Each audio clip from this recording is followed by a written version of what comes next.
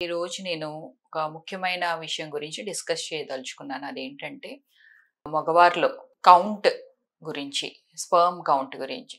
So, కొంతమందిలో count అనేది semen analysis రిపోర్ట్‌లో పట్టుకొని వస్తా ఉంటారు మా ఫెర్టిలిటీ సెంటర్‌కి.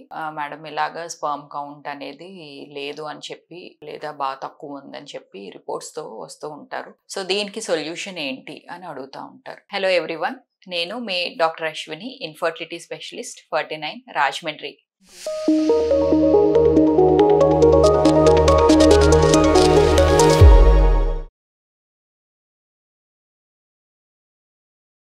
స్పెర్మ్ కౌంట్ అనేది 0 అనటానికి అసల ఎప్పుడు మనం స్పెర్మ్ కౌంట్ 0 అని కన్ఫర్మ్ చేయగలం. సో, స్పెర్మ్ కౌంట్ 0 అని చెప్పాలంటే అట్‌లీస్ట్ మనం 2 టైమ్స్ వాళ్ళకి శాంపుల్ మేల్ ఎవరైతే కౌంట్ తక్కువుంది అని అనుకున్నా, లేపోతే 0 అన్న వాళ్ళకి అట్‌లీస్ట్ 2 టైమ్స్ మనం శాంపుల్ చెక్ చేయాలనమాట. So, they have to produce the sample twice.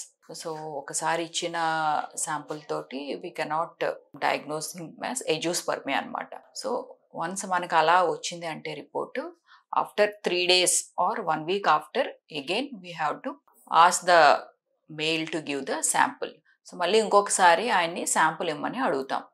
ఇచ్చిన తర్వాత కూడా ఇఫ్ ద రిపోర్ట్ అలాగే కౌంట్ 0 ఉంది అని తెలిస్తే దెన్ వాళ్ళు మనం ఎజూస్పర్మియా అని మనం డయాగ్నోస్ చేస్తాం అనమాట. సో, ఎజూస్పర్మియా అనేది ఒక సైంటిఫిక్ టర్మ్. సో, ఎజూస్పర్మియా అంటే స్పర్మ్ సెల్స్ అనేవి లేకపోవడం. సో, సిమెన్ శాంపుల్‌లో మనకి వీర్య కణాలు అనేవి లేకపోవటాన్ని మనము ఎజూస్పర్మియా అంటాం.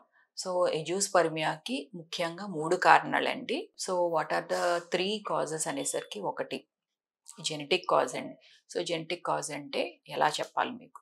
సో, మనకి ఆడవారిలోని జెనెటిక్ టెస్ట్ చేస్తే, క్యారియోటైప్ అనే టెస్ట్ చేస్తే వాళ్ళలో ఏంటంటే 46XX అని క్రోమోజోమ్స్ ఉంటాయి. అదే మగవారిలోకి వచ్చేసరికి 46XY అని ఉంటుందండి. సో, ఎక్స్ అండ్ వై ఉంటే అది మేల్ ఫీటస్ కింద. So, they are considered as male అనమాట క్యారియోటైప్ బట్టి. సో, వాళ్ళలో ఏంటంటే వై క్రోమోజోమ్ అనే దాంట్లో ఏదన్నా చిన్న ముఖ్యమైన పార్ట్ ఏమన్నా డిలీట్ అయితే దాన్ని మనం మైక్రో డిలీషన్ అంటాం. సో, అలా ఏమన్నా డిలీషన్ అయితే ఏమవుతుందంటే వీళ్ళల్లోని వై క్రోమోజోమ్ మీద ఏమన్నా పార్ట్ మైక్రో డిలీట్ అయితే దాన్ని మనం వై క్రోమోజోమ్ మైక్రో డిలీషన్ అని అంటాం. సో, వీళ్ళలో ఏంటంటే స్పెర్మ్ కౌంట్ బాగా తక్కువ లేదా 0 అయినా ఉండొచ్చు. సో, లేదా ఒక్కొక్కసారి డూప్లికేషన్ అదే వై క్రోమోజోమ్ మీద డూప్లికేషన్ అయినా ఇలా మైక్రో డిలీషన్స్ ఉన్న వీళ్ళని ఏంటంటే మనం జెనెటిక్ కాజెస్ అనమాట. సో, పుట్టుకతోనే వీళ్ళ క్యారియోటైప్‌లో ఇలా ప్రాబ్లం ఉన్న వాళ్ళకి కూడా ఎజూస్పర్మియా ఉండే ఛాన్సెస్ ఉంటాయి. సో, ఇలా కౌంట్ తక్కువ ఉన్న వాళ్ళకి క్యారియోటైపింగ్ అవసరమైతే మేము అడ్వైస్ చేస్తాము. ఇంకొకటి ఏంటంటే కొంతమంది బాడీ బిల్డర్స్ ఉంటారు, జిమ్‌కి వెళ్తా ఉంటారు మజిల్స్ పెంచడానికి.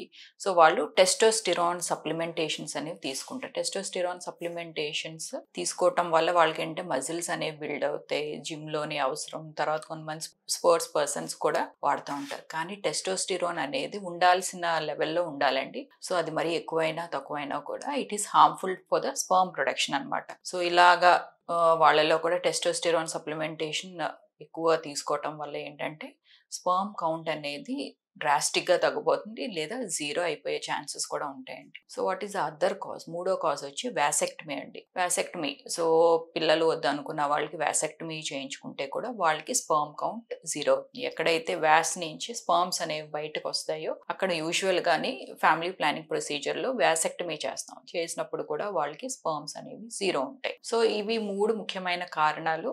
వీళ్ళలో ఏంటంటే మనకి వీళ్ళకి న్యాచురల్‌గా ప్రెగ్నెన్సీ వచ్చే ఛాన్సెస్ అయితే కష్టము. So, almost 0. సో, వీళ్ళకి ఫర్దర్ హైయర్ ప్రొసీజర్స్ వెళ్ళాల్సి ఉంటుంది. దాన్నే మనము డైరెక్ట్‌గా స్పెర్మ్స్ అనేవి టెస్టిస్‌లోంచి చిన్న నీడిల్ ద్వారా బయటికి తీయాల్సి ఉంటుంది. సో, ఇలా why chromosome micro deletion genetic problems ఉన్న వాళ్ళకి ఎక్స్‌ప్లెయిన్ చేసి ఇది మీ కారణం అని చెప్పి అవసరమైతే వాళ్ళకి if they want to have their own జెనెటిక్స్‌తో బేబీ కావాలనుకుంటే మనం టిసాతో ప్రయత్నించొచ్చు. అదే టెస్టోస్టిరాన్ సప్లిమెంటేషన్స్ ఏమన్నా తీసుకుంటున్నారు బాడీ బిల్డర్స్‌లో కూడా ఏంటంటే better ask them to stop all those. So stop అందం పూర్తిగా స్టాప్ చేసి ఒక్కొక్కసారి రివర్స్ అయ్యే chance they can have normal sperm count అనమాట. సో అలాగే వాసెక్టమీ అయిన వాళ్ళకి ఏంటంటే వాసెక్టమీ అయిన తర్వాత ఫస్ట్ 1 yearలో స్పర్మ్స్ మనకి దొరికే అవకాశం ఎక్కువ ఉంటుంది. తర్వాత నుంచి ఏంటంటే ఇయర్స్ గడిచే కొద్దీ స్పర్మ్ ప్రొడక్షన్ కూడా తగ్గిపోతూ ఉంటుంది. కాబట్టి టిజాలో కూడా ఒక్కొక్కసారి if it is a long procedure vasectomy అయిన చాన్నాళ్ళ తర్వాత మనము టిజాలో కూడా ఒక్కొక్కసారి కష్టం అవ్వచ్చు. But we can find the sperms అనమాట. బెస్ట్ ఏంటంటే ఫస్ట్ వాసెక్టమీ అయిన 2 yearsలో మనకి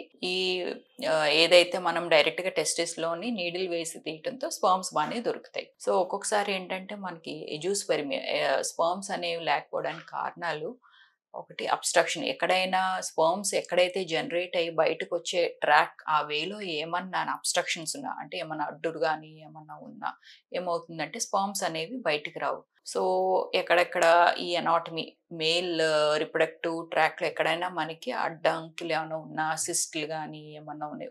ఫర్ ఎగ్జాంపుల్ ఎపిడిడమిస్ ఉంది. ఎపిడిడమిస్ నుంచి స్పర్మ్స్ అనేవి క్రాస్ అయ్యి వస్తాయి. అక్కడ ఏమన్నా సిస్ ఉన్నా ఏమన్నా బ్లాకేజ్ ఉన్నా ఏమవుతుందంటే స్పర్మ్స్ అనేవి బయటికి రావాలి. అప్పుడు ఏం చేస్తామని అంటే ఇది అబ్స్ట్రక్షన్ వల్ల అయితే మనం ఒక స్కాన్లో తెలుస్తాం. మనకి చిన్న మేల్ పార్ట్నర్కి స్కాన్ చేసి ఏమైనా అబ్స్ట్రక్షన్ వల్ల ఒక్కొక్కసారి అయితే వాళ్ళకి ఇది కాజ్ అని చెప్పి ఆయన చిన్న సర్జరీ ద్వారా మనము అది రిమూవ్ చేస్తే మళ్ళీ వాళ్ళకి మామూలుగా స్పర్మ్స్ అనేవి నార్మల్గా కనపడతాయి అన్నమాట.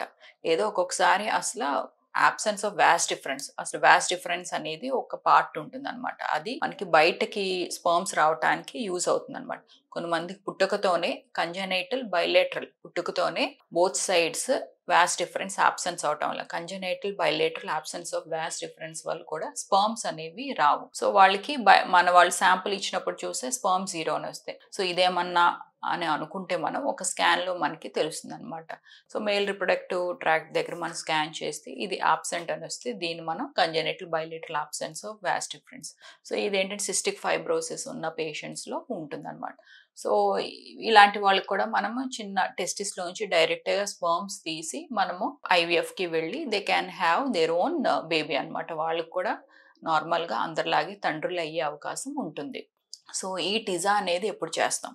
టెస్టిక్యులర్ ఎపిడిడమల్ స్పర్మ్ ఆస్పిరేషన్ అనేది ఎప్పుడు చేస్తామని అంటే ఎప్పుడైతే వాళ్ళ పిల్లల గురించి ప్లాన్ చేసుకుంటున్నారో సో అప్పుడేంటంటే ఎగ్ పికప్ చేయాలి. ఫస్ట్ ఫిమేల్ పార్ట్నర్కి మనము ఎగ్స్ అనేవి గ్రో చేసి on the 10th day eggs అనేవి బయటకు తీసిన రోజు అదే రోజు మేల్ పార్ట్నర్ కూడా మనం చిన్న అనెస్థీషియా ద్వారా టిజా ద్వారా మనం స్పర్మ్స్ అనేవి బయట తీసి సో ఈ స్పర్మ్స్ని మనం యూటిలైజ్ చేసుకుంటాం అనమాట.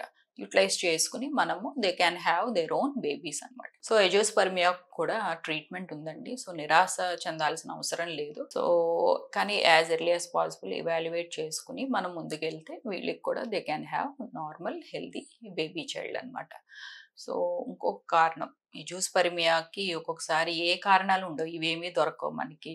సో జెనెటిక్ ప్రాబ్లం ఉండదు, స్కాన్ చేస్తే స్కాన్లో ప్రాబ్లం ఏమి ఉండదు, లేకపోతే మనకి వాళ్ళు ఏమి సప్లిమెంటేషన్స్ కానీ ఏమి తీసుకోరు.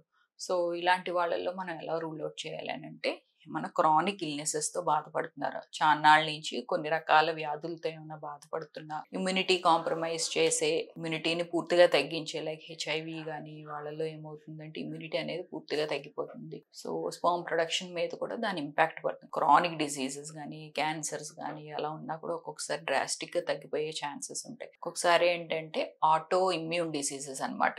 సో ఏవైతే వైట్ బ్లడ్ సెల్స్ కానీ బ్లడ్ సెల్స్ ఏవైతే ఉన్నాయో ప్లేట్లెట్స్ మామూలుగా ఇవన్నీ ఏంటంటే ఈ స్పర్మ్స్ మీద ఎగెయిన్స్ట్ అటాక్ చేయడం వల్ల కూడా స్పర్మ్ కౌంట్ అనేది బాగా తగ్గిపోతుంది. దీన్ని ఆటో ఇమ్యూన్ డిసీజెస్ అంటారనమాట. వీళ్ళల్లో కూడా స్పర్మ్ కౌంట్ బాగా తగ్గిపోతుంది. అప్పుడు ఏంటంటే వీళ్ళకి కొన్ని మెడికేషన్ ద్వారా ఆటో ఇమ్యూన్ ప్రాబ్లమ్స్ని మనము తగ్గించి స్పర్మ్ ప్రొడక్షన్ అనేది పెంచవచ్చు.